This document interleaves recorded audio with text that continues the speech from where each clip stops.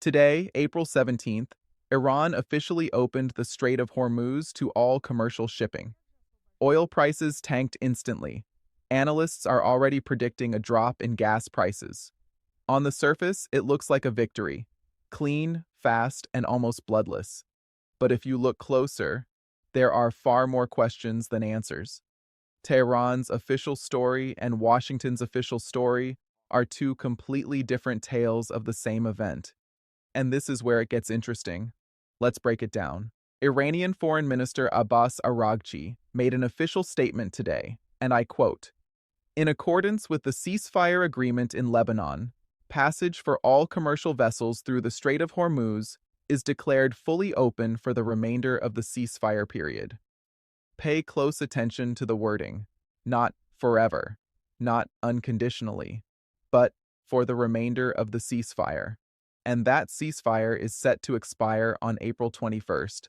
That's just 4 days from now. This is a crucial point, and we'll come back to it. Tehran's official line is this: the opening is tied to the Israel-Lebanon ceasefire announced yesterday. Iran is essentially saying, we aren't opening the strait because we were forced to. We're doing it as part of a broader diplomatic settlement. But off the record, everyone recognizes the obvious. The American blockade worked. Iranian oil exports came to a complete standstill. The regime in Tehran stopped making money. And ultimately, that was the strongest argument at the negotiating table. Now, for the Washington version of events. And to put it mildly, it's quite colorful. Even before the official announcement regarding the strait, Republican Senator Lindsey Graham suddenly came forward with a statement. According to him, Donald Trump personally negotiated with the Iranians, and the conversation was so intense that the president literally lost his voice. Here is the quote from Graham. Trump was on the phone with the Iranians a few days ago, and the conversation got quite heated. Trump told Iran loudly what would happen if they continued to play games. He actually lost his voice.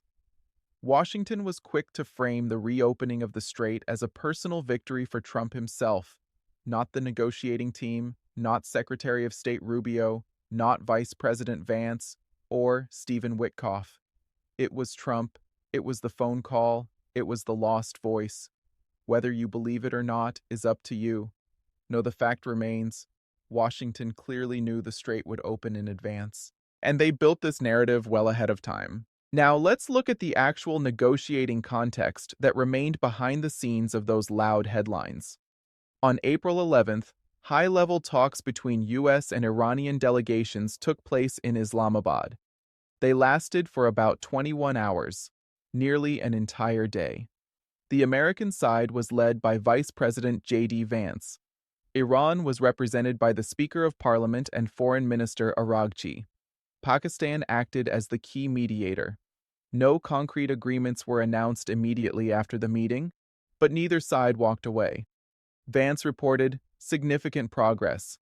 Then, yesterday evening, an insider report from Axios surfaced. The U.S. and Iran have reportedly drafted a framework agreement where both sides are making concessions. Specifically, Trump is supposedly willing to accept a suspension of Iran's nuclear program rather than its total elimination.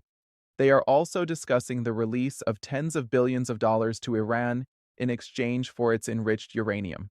According to available data, we're talking about unfreezing $20 billion in Iranian assets. Now, look at the big picture here. This isn't just a straightforward U.S. military victory. This is a complex compromise where every side gains something and gives something up. So, where do we stand right now? The strait is open, but it's temporary, only until April 21st. The negotiations are ongoing. According to available reports, a new round of talks could take place in Pakistan before the end of this week.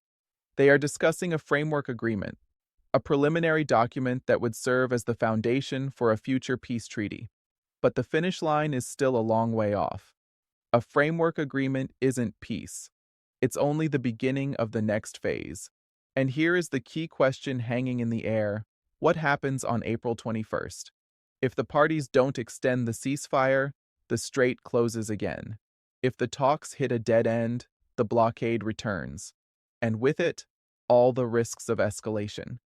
Today's reopening of Hormuz is not the finale. It's a pause, and how both sides use these 4 days will determine whether this pause is the start of a real settlement or just a breather before the next round.